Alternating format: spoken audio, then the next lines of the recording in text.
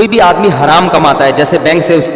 سودی بینک میں جاب کر رہا ہے اور سودی کام میں انوالومنٹ بھی ہے اس کی، بعض دفعہ سودی بینک میں جاب کر رہا ہوتا ہے لیکن سود سے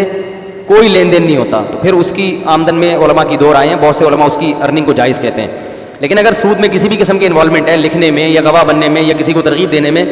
تو پھر اس کی تنخواہ حرام ہے. حرام جب بھی کوئی کمائے گا تو ایک اصول یاد رکھیں، اگر وہ رقم ایز اٹ از اس کے پاس پڑی ہوئی ہے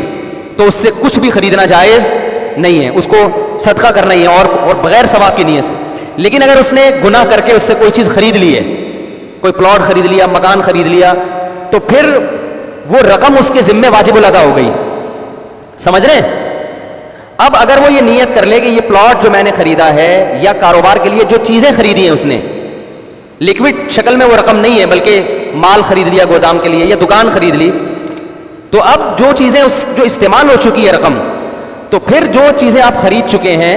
ان چیزوں کے بارے میں یہ نیت کریں، عزم کریں، دو آدمیوں کو گواہ بنائیں، ریٹن میں لکھیں کہ یہ تمام چیزیں جتنے کی ہیں وہ رقم میرے ذمے واجب الادا ہے، میں غریبوں اور مساکین پہ وہ رقم صدقہ کروں گا، اور کرنا شروع کر دے، تو پھر وہ چیزوں کا استعمال حلال ہو جائے گا اس کے لیے.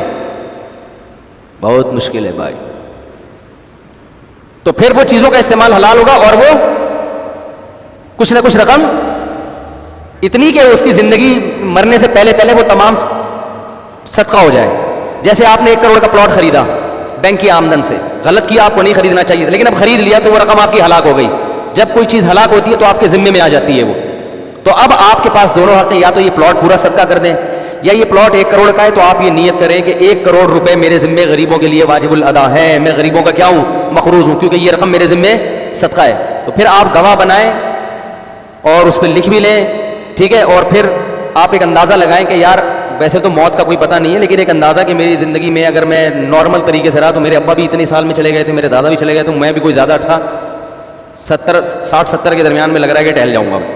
تو آپ نے کہا یار تو اتنے ہی رقم کم از کم 1 کروڑ روپے میں 70 سال ہونے سے پہلے پہلے کیا کر لوں گا، صدقہ، اور ہر مہینے شروع بھی کر دیں،